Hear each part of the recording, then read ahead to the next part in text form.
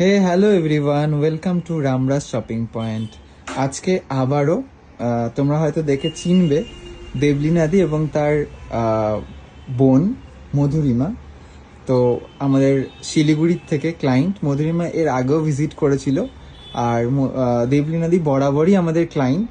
তো তাদের মুখ থেকে শুনে নেব মধুরিমার বিয়ের উপলক্ষে, মানে নভেম্বরের ব্রাইড। তো যেসব অর্ডার, অনেক কিছুই অর্ডার, যাই হোক তোমাদের সাথে তো পরে শেয়ার করবো, কিন্তু ওদের আমাদের শপে এসে এক্সপিরিয়েন্সটা কীরকম শুধু দুজনের মুখ থেকে একেবারে শুনতে চাই। প্রথমে ব্রাইড বলুক।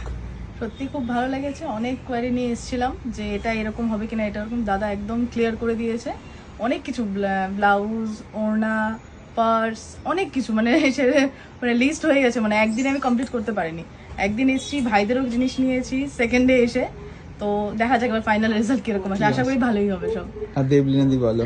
আমি তো বিয়ের সময় থেকে দাদার কাছ থেকে নিই, তখন আমি হয়তো আসতে পারিনি, বাট অনলাইনে অনেক কিছু পারচেস করেছিলাম। তারপরে তো বাড়ির পুজো থেকে শুরু করে যখনই আমার কিছু দরকার মনে হয় দাদাকে সরাসরি কন্ট্যাক্ট করি।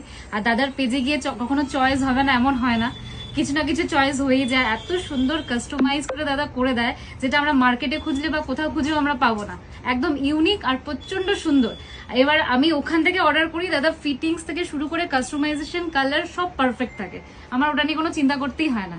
ইনফ্যাক্ট শিলিগুড়ি থেকে শিলিগুড়ির টেলারের কাছে আমাকে 5 বার দৌড়াতে হয়, কিন্তু দাদারটা ফিটিংস একদম পারফেক্ট থাকে।